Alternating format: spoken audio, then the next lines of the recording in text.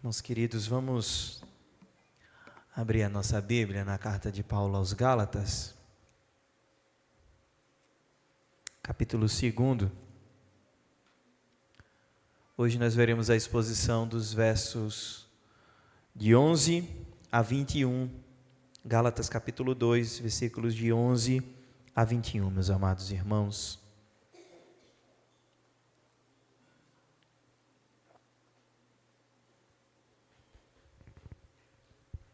Gálatas capítulo 2, versículos de 11 a 21. Acompanhem a leitura da palavra, queridos, com fé no Senhor nosso Deus, a quem nós temos adorado.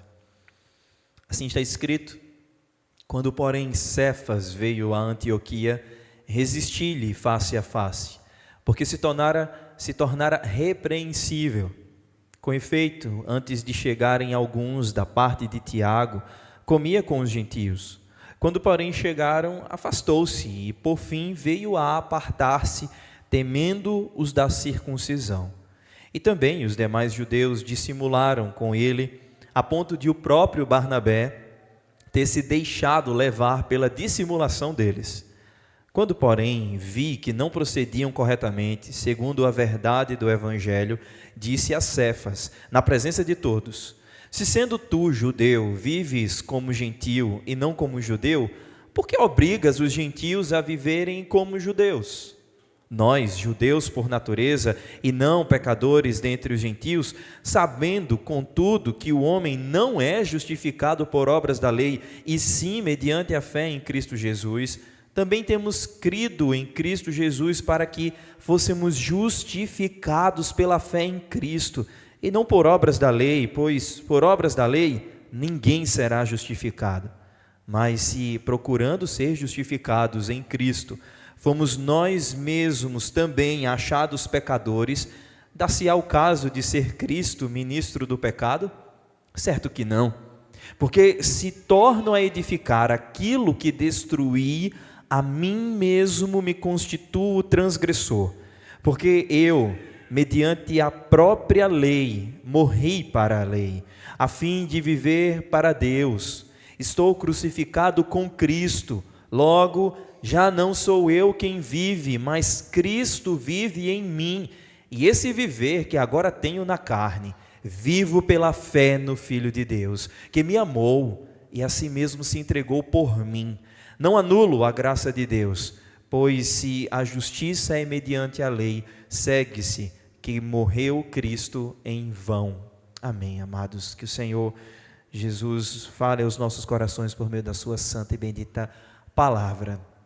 Meus amados irmãos, quando o Evangelho é distorcido, não por palavras erradas, mas por comportamentos errados, nós achamos isso muito estranho.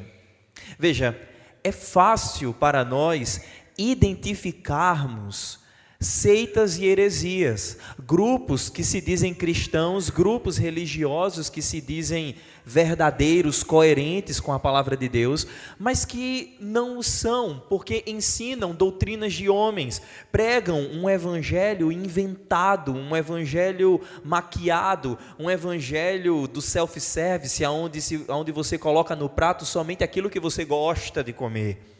É fácil para nós identificarmos esses grupos, essas seitas, esses erros, essas heresias. Mas, e quando nós pregamos o evangelho genuíno, quando nós anunciamos de maneira fiel a palavra de Deus, mas a nossa prática não anda coerente com aquilo que a gente prega. Vejam, irmãos, eu estou falando daquele pecado triste e muitas vezes difícil de ser largado e de combater, chamado hipocrisia. Nós vivemos e crescemos e aprendemos num mundo mau e de um mundo mau, a fazer aquilo que nos pedem para ser feito, mas a não imitarmos aquilo que é feito. O que é que isso significa? Nós não temos bons exemplos. Nós não temos muitos referenciais adequados neste mundo em que você possa olhar e dizer: nossa, quero fazer igual a fulano, quero fazer igual àquela pessoa, porque ela é coerente, ela faz aquilo que ela fala, aquilo que ela acredita. A hipocrisia reina no nosso mundo, a hipocrisia reina na nossa terra. E eu não estou falando de políticos simplesmente, eu não estou falando de pessoas importantes, eu estou falando de nós mesmos, que muitas vezes nos assenhoramos como donos da verdade, dizemos que nós somos crentes em Jesus Cristo, pegamos nossa Bíblia, chegamos na igreja para servir ao Senhor no domingo, mas parece que de segunda a sábado a gente vive como se não fôssemos crentes. Vivemos por nós mesmos, pela nossa vontade, vivemos criando as nossas estratégias de viver uma vida boa e agradável, e não seguindo os preceitos que no domingo nós confessamos, dizendo ao Senhor que nós cremos e que nós dependemos. Veja, irmãos, o texto que foi lido, esse trecho da carta de Paulo aos Gálatas, trata-se primeiramente de uma repreensão. Alguém muito importante dentro da igreja tornou-se repreensível, e este alguém é o apóstolo Pedro, o mesmo a quem Jesus disse: tu és Pedro, e sobre esta pedra edificarei a minha igreja. O mesmo, aquele apóstolo de quem o Senhor Jesus disse: bem-aventurado és tu, Simão, filho de Jonas, porque não foi carne nem sangue quem te revelou, mas foi o próprio Pai quem revelou ao teu coração que de fato eu sou filho de Deus. Este homem tornou-se repreensível, tornou-se hipócrita. E veja, meus amados irmãos, o exemplo que nós encontramos aqui na vida do apóstolo Pedro pode não estar tão distante de nós. Eu já falei para vocês, desde o começo da exposição dessa carta, que a carta aos Gálatas é uma pregação do Evangelho para crentes. Nós necessitamos ouvir a mensagem do Evangelho diariamente. E hoje, como fomos impactados na leitura continuada das Escrituras? Eu não sei vocês, mas eu fui bastante impactado na leitura do capítulo 27 do Evangelho de Mateus, onde nós vimos ali descrito a crucificação do nosso Senhor e Salvador Jesus Cristo. Jesus morrendo, dando a sua vida em nosso favor. E vimos ali quantas blasfêmias, quantas palavras terríveis foram lançadas ao nosso Salvador. Ele pregado na cruz e o deboche diante dele, salvou a tantos, salve-se a si mesmo. Amados irmãos, olharmos e ouvirmos essas palavras nos causam constrangimento, que enche o nosso coração de temor. Como nós somos dependentes de Deus e como nós somos necessitados de passar por uma análise diante daquilo que eu creio e diante daquilo que eu faço.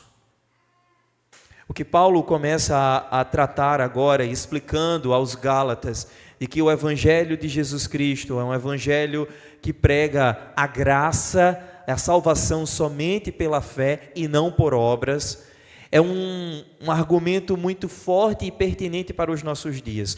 Paulo, meus amados irmãos, vai repreender o apóstolo Pedro, porque o apóstolo Pedro, ele não perdeu o Evangelho na sua mente, na sua cabeça, no seu coração, mas o abandonou na sua conduta. O versículo 20, que foi lido, diante da sua declaração, Paulo diz: vivo pela fé no Filho de Deus. É isto que nós vamos meditar nessa noite. Como viver pela fé no Filho de Deus? Viver pela fé no Filho de Deus, meus amados irmãos, exige 3 coisas de nós. O Evangelho de Jesus Cristo, a palavra de salvação, ela nos chama para obedecermos ou seguirmos 3 coisas, que não são obras, que não são tarefas para nós executarmos para sermos salvos, mas são condutas coerentes de alguém que já foi salvo. Veja, os primeiros versículos que foram lidos, de 11 a 14, nos ensinam que viver pela fé no Filho de Deus significa viver de forma coerente. Não há espaço para hipocrisia diante do Senhor. Foi isso que o apóstolo Paulo nos descreveu aqui dos versos de 11 a 14. Diz ele que quando Cefas veio a Antioquia, Paulo necessitou resistir-lhe face a face. Meus irmãos, essa é uma linguagem de confronto.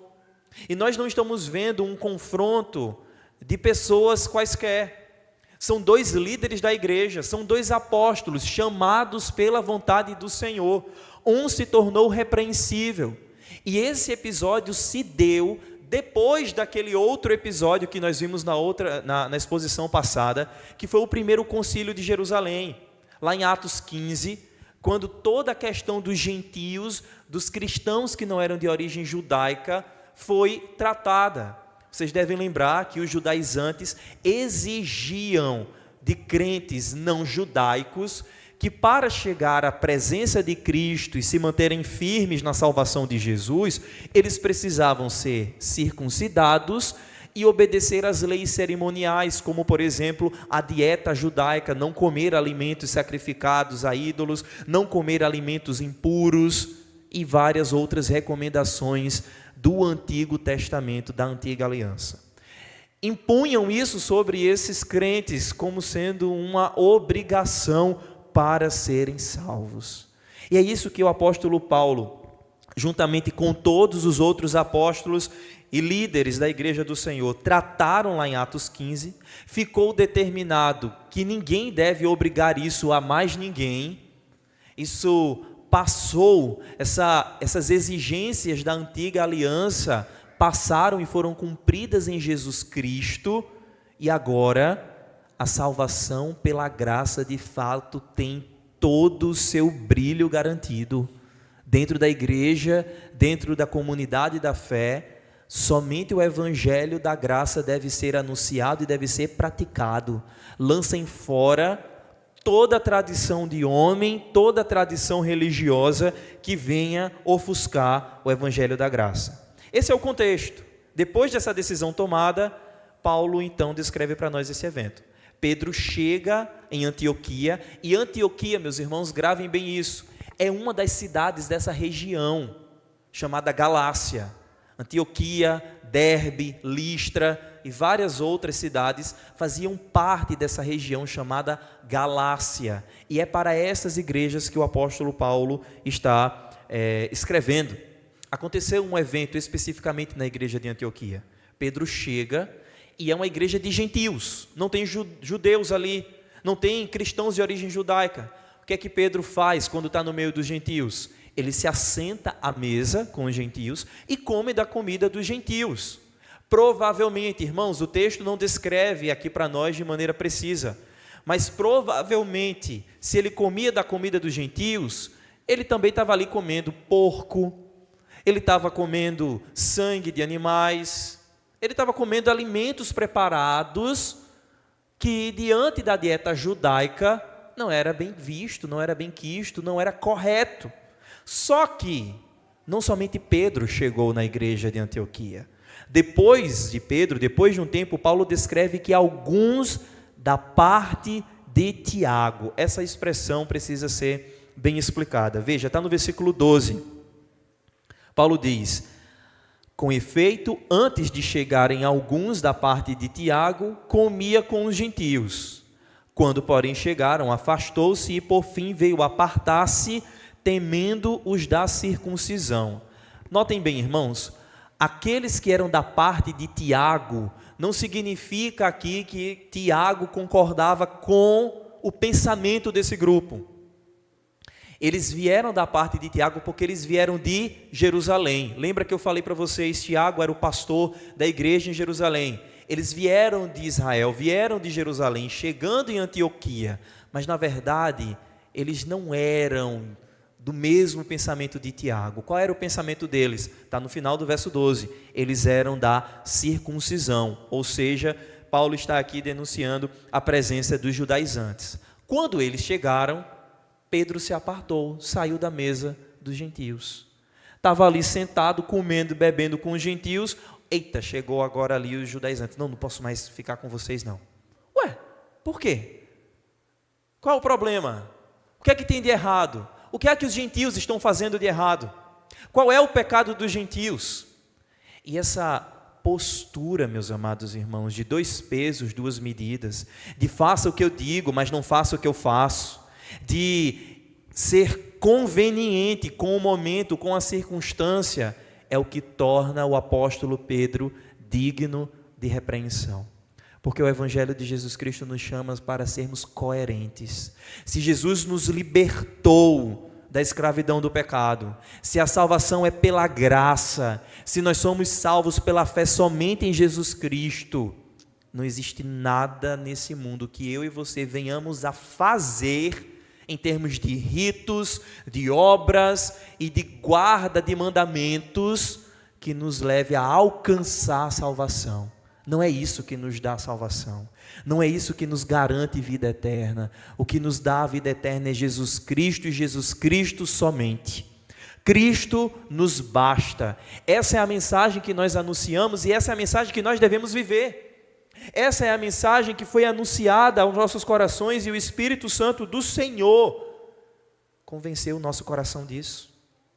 O que nós vemos, meus amados irmãos, diante desse texto, dos versos de 11 a 14, é uma pressão social e um medo de retaliação que tomam conta do coração do apóstolo Pedro. Sabe o que é isso? É temor de homens. É agir de uma maneira quando você está com algumas pessoas e de uma maneira diferente quando você está com outras. Não, quando eu chego no meio dos irmãos da igreja, eu não falo palavrão. Mas quando eu estou com meus amigos do trabalho, todo mundo fala, então eu falo também. Isso não é ser coerente. Isso é ser digno de repreensão. Não, quando eu estou na escola, eu filo, eu colo, porque, enfim, quem não faz isso? Quem é um aluno que não faz isso? Quem é que consegue passar em física, química? Quem consegue fazer aquelas equações de matemática? Deus me livre, eu tenho que filar. Não, mas na igreja eu falo direitinho, eu dou a paz do Senhor para o irmão Nauzinho. Graça e paz, meu irmão. Isso é incoerente. E é exatamente isso que Paulo vai tratar face a face. Meus amados irmãos, essa palavra, ela nos ensina muito sobre como nós devemos lidar com o pecado. Porque a incoerência com a verdade do Evangelho precisa ser denunciada em nossas vidas. Essa palavra, ela nos chama para fazermos uma análise do nosso coração. Aonde é, ou o que é que eu tenho feito que anda em desacordo com a palavra? Os meus pensamentos, os desejos do meu coração, as palavras que saem da minha boca, as atitudes que eu tenho feito, que eu tenho tomado, as decisões que eu tenho tomado. O que é que anda incoerente com a mensagem que eu digo acreditar? Eu creio em Jesus Cristo, mas eu tenho feito coisas que são de pessoas que não creem em Jesus. Esse é o problema. E é isso que precisa ser tratado. E Paulo trata face a face. Infelizmente, meus irmãos, essa não é a única vez em que o apóstolo Pedro ele se comporta de maneira hipócrita. Vocês devem lembrar que o Senhor Jesus certa vez profetizou que isso aconteceria com o apóstolo Pedro. Ele disse: olha, Pedro, ainda hoje, antes que o galo cante, tu me negarás 3 vezes. Lembram disso? E Pedro negou o Senhor Jesus. As pessoas ouviram ele e disseram: peraí, eu vi você com Jesus, você se parece com os que andam com ele. E ele dizia o quê? Não, você está louca. Não, você está confuso, eu não sou dele. E as pessoas diziam: é sim, olha o jeito que você fala. Está denunciando que você segue com ele. E ele lutava para dizer que não, eu não sou de Jesus. Esse episódio na vida do apóstolo Pedro é um retrato, meus amados irmãos, de como muitas vezes o nosso coração rebelde se comporta. O Espírito do Senhor nos alcançou com graça e Ele nos convence, mas esse processo de convencimento significa um tratamento do Espírito, quebrando o nosso coração de pedra, que diz: não, eu não sou dele, não, eu não quero ser dele, não, eu não aceito ele. Mas maior é o nosso Deus e mais poderoso é o Senhor, que nos salvou. Ele nos alcança com graça, Ele nos alcança com perdão, retão, e Ele pega o nosso coração de pedra, o nosso coração egoísta, orgulhoso, cheio de si mesmo, e amolece nas suas mãos poderosas. Esse é o nosso Deus, nos toma para Ele e nos coloca dentro do seu rebanho, dentro do seu povo, a fim de que a gente viva a verdadeira vida e de maneira coerente, não hipócrita. Somos chamados, meus irmãos, diante desse texto, a examinar a nossa vida, aquilo que nós fazemos, aquilo que nós falamos, quem nós temos buscado agradar. Veja, Paulo está aqui determinado a desagradar Pedro e quem quer que seja, mas Paulo não abre mão de agradar a Deus. O evangelho da coerência nos liberta do temor de homens. O evangelho da coerência nos liberta de uma escravidão que vive por agradar outras pessoas, nos liberta para agradar somente a Deus. É Ele o dono da nossa vida, é Ele o dono do nosso coração. Por isso que a gente não deve entregar o nosso coração para ninguém, porque o nosso coração é de Jesus e é dele por inteiro e de mais ninguém. E assim deve ser. Mas esse evangelho que nos ensina a viver pela fé no Filho de Deus, não somente nos chama a viver uma vida coerente, mas nos chama a viver uma vida de confiança somente em Jesus. E aqui, meus irmãos, está o coração do evangelho. Volte seus olhos mais uma vez para o versículo 15. Olha o que está escrito. Paulo diz: nós, judeus por natureza, e não pecadores dentre os gentios, sabendo contudo que o homem não é justificado por obras da lei, e sim mediante a fé em Cristo Jesus. Também temos crido em Cristo Jesus para que fôssemos justificados pela fé em Cristo e não por obras da lei, pois por obras da lei ninguém será justificado. Este é o coração do evangelho, meus irmãos. Não é por obras, não é por nenhuma tarefa, é pela graça que nós somos salvos. E Paulo diz, veja, nós judeus que não somos pecadores dentre os gentios. Paulo está usando uma linguagem que é muito conhecida desses irmãos judaizantes que se sentiam mais santos do que os crentes gentios. Mas ele faz a leitura correta do Antigo Testamento. Os judeus, eles não são um povo santo e não pecador dentre os gentios por aquilo que eles fazem. Está no verso 16, ele diz: nós sabemos que o homem não é justificado por obras da lei. É pela graça que nós somos salvos, é pela fé somente em Jesus. A argumentação de Paulo aqui, meus irmãos, desarma toda e qualquer confiança baseada em si mesmo. Não, eu entendi, eu sei, eu consigo, eu posso, eu tenho saúde, eu tenho vigor, eu vou, eu faço e eu aconteço. A palavra do Senhor Jesus desmonta e derruba todo o castelo de areia que a gente constrói na beira da praia. Às vezes a gente é encontrado assim pelo Senhor. Nos achamos senhores, donos de impérios, reis e governantes, donos da nossa própria vida, donos do nosso próprio nariz, como crianças ou como adolescentes, às vezes orgulhosos, enchemos o peito e nos encontramos sábios, detentores da verdade, mas de repente Deus manda uma onda e derruba, e a gente vê que na verdade nós só tínhamos um castelinho de areia. Cai, porque a confiança que temos deve ser colocada somente em Jesus. Paulo descreve bem a teologia do Antigo Testamento, irmãos.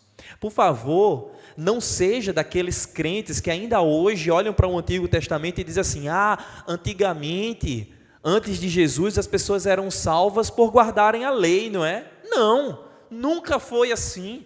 Nunca foi por guardar a lei. A palavra diz, lá no livro de Gênesis, antes da lei ser dada, que Abraão creu, e isso lhe foi imputado por justiça. Não é por obras, é pela fé que nós somos salvos. Não é por obedecer mandamentos que nós somos salvos, é por crer no Redentor, o descendente da mulher que pisou na cabeça da serpente para nos libertar do cativeiro do pecado. É por crermos em Jesus Cristo somente que nós somos salvos. E é isso que ele chama. Paulo diz que isso é uma justificação. E esse é um processo, meus amados irmãos, que nos humilha. É um processo que nos humilha, que nos diminui, porque todos nós gostamos de receber aplausos. Desde cedo a gente ensina isso para as crianças, a gente ensina isso, a gente fica feliz quando os nossos filhos conseguem subir do banco e descer do banco sozinhos. A gente olha para eles e fala, muito bem, muito bem. E às vezes, sem perceber, a gente começa a incutir no coração da criança que todas as conquistas dele devem ser exaltadas, aplaudidas. Veja, eu não estou dizendo que é pecado você comemorar as conquistas do seu filho, da sua filha. Não, mas a palavra do Senhor, ela descreve o nosso coração que é sedento por glória, sedento por aplauso. E o Evangelho vem e diz assim, você não pode fazer nada. Você não tem força em si mesmo. Você não tem capacidade. É o Senhor quem tira você do lamaçal do pecado, quem purifica você, quem coloca você num lugar novo, num caminho de vida, num caminho de verdade, num caminho de salvação. É Ele quem transporta você, Ele retira você do império das trevas e leva você para um reino de amor. Veja, não foi você quem decidiu um dia sair do reino das trevas e ir para o reino do amor. Não foi você que um dia pensou em sair da piscina de lama do pecado e disse, espera aí que agora eu vou me lavar porque já deu. Não. Por nós mergulharíamos mais fundo no lamaçal do pecado. Por nós construiríamos uma carreira excelente no império das trevas. Mas bendito o Senhor que nos alcançou com graça e nos deu fé para crermos nele e nele somente. Por isso, meus irmãos, justificação é o ato gracioso de Deus, pelo qual ele declara justo o pecador, não por méritos próprios, mas pelos méritos de Cristo. Justificação é um ato de graça. Na literatura, nós encontramos uma produção, uma obra paralela e de uma cosmovisão cristã muito interessante. Muitos aqui provavelmente já leram As Crônicas de Nárnia, do autor C.S. Lewis, talvez o maior escritor e pensador cristão do século passado. E na obra O Leão, a Feiticeira e o Guarda-Roupa, que é uma das crônicas, Lewis vai descrever para nós a história de um menino chamado Edmundo. Edmundo tem outros 3 irmãos, Pedro, Susana e Lúcia. Pedro chega em Nárnia depois que Edmundo chegou lá. Edmundo foi primeiro. E quando ele chega naquele lugar, ele conhece a feiticeira branca, uma pessoa má, e que deseja matar os filhos de Adão e as filhas de Eva, exatamente os seus irmãos e as suas irmãs, e impedir a chegada do leão Aslan, porque ele libertaria Nárnia de todo aquele inverno que não tinha fim. Edmundo fez um acordo, fez uma aliança com a feiticeira branca, e ali ele se viu preso por aquela feiticeira. Ele traiu Lúcia, traiu o senhor Túmenos, e todos foram presos, e todos se viram ali enredados pela feiticeira branca. Mas isso não impediu a chegada de Aslan. O leão chegou, o inverno começou a passar, foi chegando o verão e aquecendo o coração de todos em Nárnia, mas Edmundo estava preso no castelo da feiticeira branca, até que Aslan prepara uma comitiva e manda libertar Edmundo. Mas espera aí, Edmundo não merecia, ele era um traidor. Edmundo traiu o seu próprio sangue, ele é réu do seu próprio sangue. Mas Aslan manda resgatarem Edmundo. A história é longa, se você não leu, eu encorajo você a ler o livro, não somente assistir o filme, que também é muito bom, mas leia. No final da história, você vai encontrar Pedro, o irmão mais velho, Susana, Edmundo e Lúcia. sendo coroados por Aslan como reis de Nárnia. E nesse momento de coroação, cada um dos reis recebe um título de Aslan. Pedro, o corajoso, o magnífico. Susana e Lúcia. Mas quando ele chega em Edmundo e ele vai coroar Edmundo, ele fala: Edmundo, rei Edmundo, o justo. E você fala: como é a conversa? Como é? Edmundo, o justo. Peraí, ele foi o traidor. Edmundo ele não fez nada certo, ele não é justo não, ele é injusto. Mas é exatamente isso que Cristo fez conosco.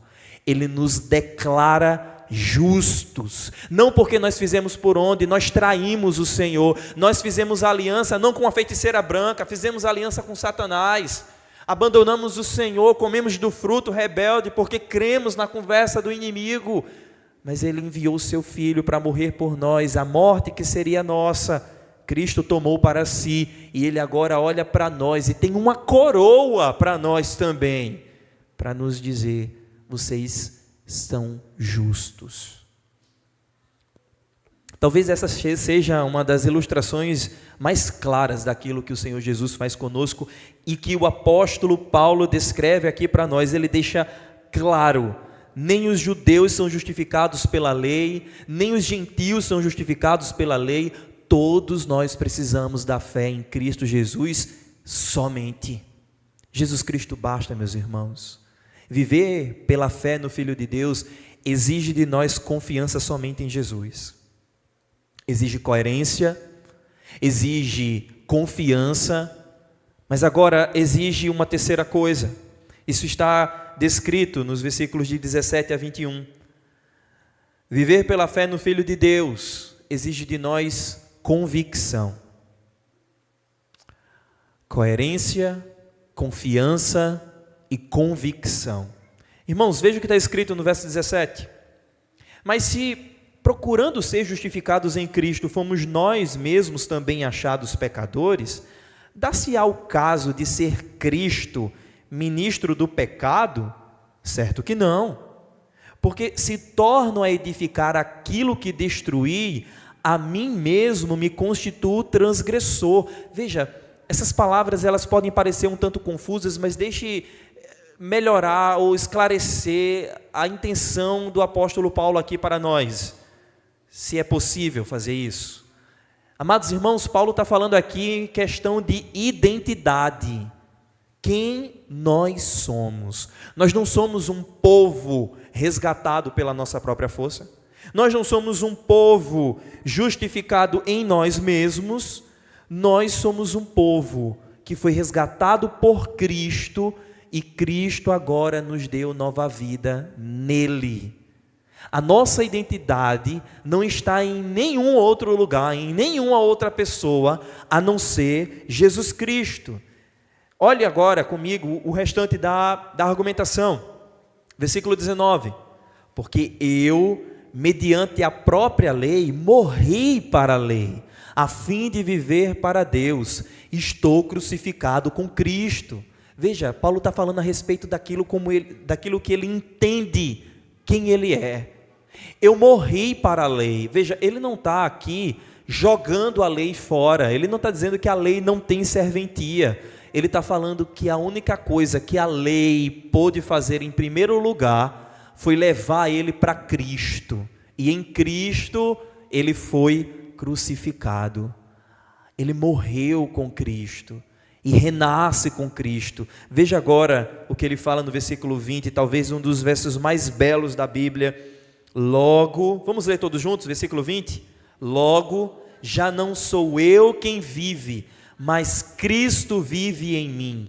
E esse viver que agora tenho na carne, vivo pela fé no Filho de Deus, que me amou e a si mesmo se entregou por mim. Nossa identidade não está mais, meus amados irmãos, em como nós temos nos saído, ou naquilo que a gente tem feito, ou naquilo que a gente consegue comprar. Nossa identidade está em Cristo.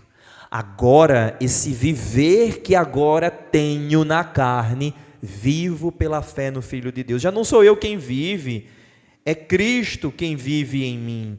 Isso, meus amados irmãos, porque a cruz não é simplesmente o nosso perdão. A cruz é o nosso ponto de partida. Você chega diante da cruz e encontra um novo caminho para ser trilhado. A cruz não é o nosso ponto final, é o nosso começo de uma nova história, de uma nova vida com Cristo. Nossa identidade está somente em Jesus, e isso significa convicção. Convicção significa ter certeza, e especialmente aqui, daquilo que você é, quem você é. Muitas pessoas, quando escutam essa pergunta, respondem, às vezes dizendo qual é a sua profissão. Oi, eu sou fulano e eu sou pastor, eu sou professor, eu sou médico, eu sou advogado, eu sou engenheiro, eu sou psicólogo, eu sou professor, eu sou empresário, eu sou. Eu sou o Filho de Deus por Cristo Jesus. Esse é quem nós somos. Eu sou cristão porque eu sigo os passos de Jesus Cristo. Eu sou o Filho de Deus porque eu creio em Jesus e esse direito me foi dado porque Ele me justificou. Eu sou Filho de Deus e eu tenho nos céus um Deus a quem eu posso chamar de Pai, que caminha comigo, que anda comigo, que conduz os meus passos. Ter convicção, meus amados irmãos, é necessário a fim de que a gente não anule a graça de Deus. Não porque você tem poder de anular, mas porque nós temos, de acordo com aquilo que nós vivemos e falamos, a capacidade de colocar pedras de tropeço na vida de outras pessoas. Veja o que diz o verso 21. Não anulo a graça de Deus, pois se a justiça é mediante a lei, segue-se que Cristo morreu em vão. Paulo está falando aqui, meus queridos, que nós devemos viver como alguém que foi aceito pelo Senhor e não como alguém que ainda precisa mostrar o seu valor para Deus. Aquela música terrível, amados irmãos, é bonita, talvez já deve ter embalado a nossa mente e o nosso coração, mas não é o Evangelho. Você tem um valor. O Espírito Santo se move em você. Quero que valorize o que você tem. O que é que nós temos, irmãos? O que é que nós temos? Quem somos nós diante do Senhor? Qual é o nosso valor? Qual é a nossa preciosidade? Você é o ouro de Ofir, a joia rara. Nós não somos isso. Nós somos pecadores, erramos, caímos, não somos merecedores. Ele nos torna dignos, Ele nos enche de graça, mas não é para o nosso orgulho, para o nosso ensoberbecimento, sabe? Para você ostentar, é para você dar glória àquele que é digno, é para você exaltar o único que é digno de receber honra, glória, majestade e louvor pelos séculos dos séculos. Cuidado, não anule a graça de Deus, pregando um evangelho falso. Não anule a graça de Deus dizendo ou pensando que você é o que é por causa de você mesmo. Somos o que somos por causa de Jesus Cristo somente.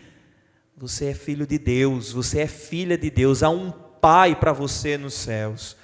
Hoje pela manhã, na escola bíblica, meditávamos nos capítulos 4 e 5 de Apocalipse, e ali o apóstolo João viu uma porta no céu, e uma voz de lá de dentro da porta dizendo, sobe para cá. Essa mesma voz vem para nós hoje, meus amados irmãos, para todos aqueles que creem em Jesus Cristo, e que têm convicção da sua nova identidade em Jesus. É isso que nós ouvimos da parte do nosso Senhor e Deus.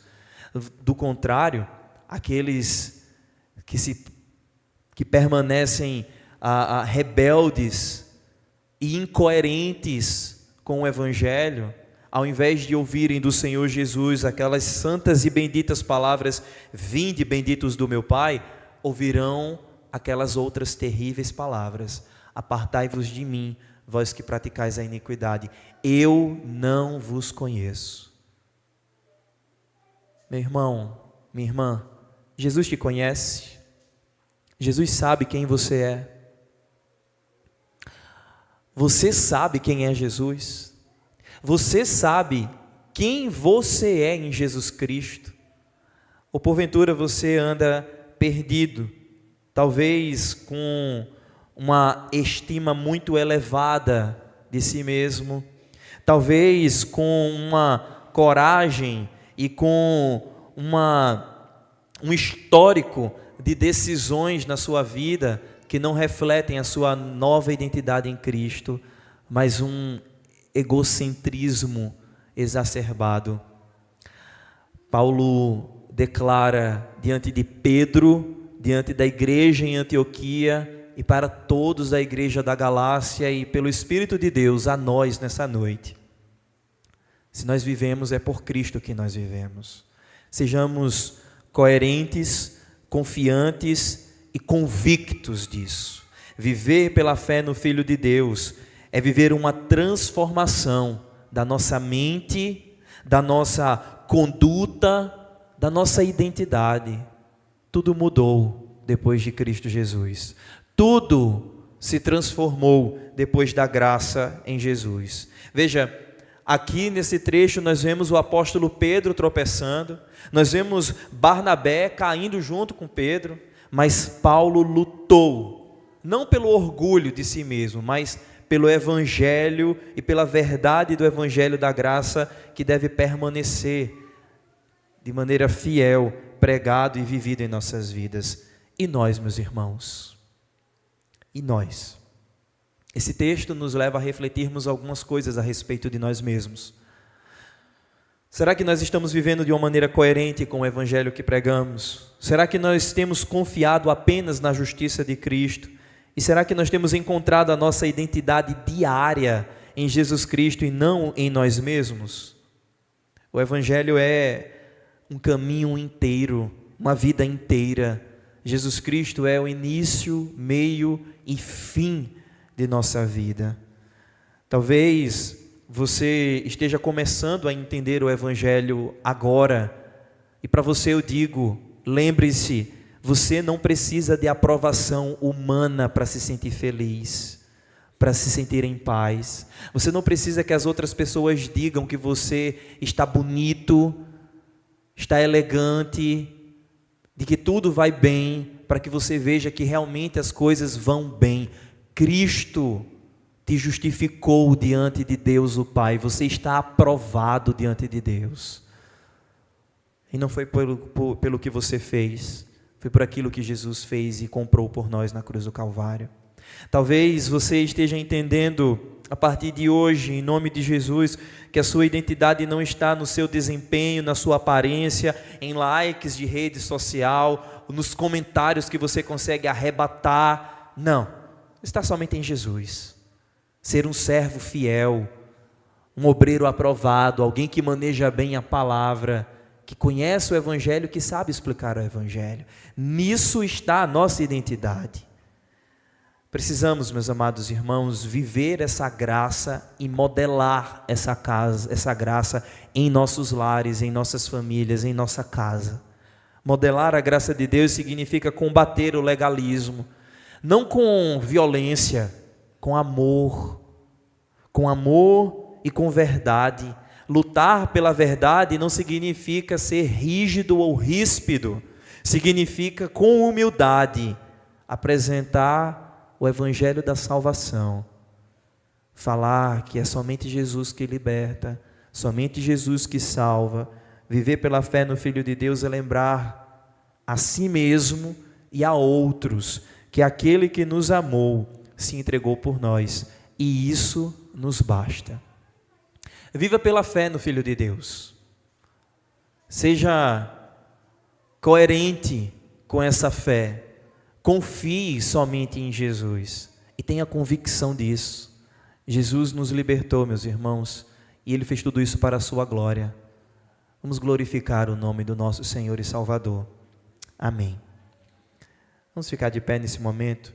Nós vamos orar agradecendo ao Senhor por sua palavra bendita. Em seguida vamos receber a bênção. Oremos ao Senhor. Santíssimo Deus, gracioso, bondoso e misericordioso Deus e Pai, a Ti nós rendemos graças pela palavra bendita que trouxestes ao nosso coração nessa noite, Senhor. Senhor, de fato, faça com que essas palavras elas desçam para o nosso coração e encontrem morada em nós. Grava-as em nossa mente, em nosso coração, porque é difícil, Senhor. Nós não conseguimos, nós não sabemos e muitas vezes caímos, muitas vezes escorregamos, muitas vezes nos desviamos, muitas vezes nos esquecemos quem é o Senhor.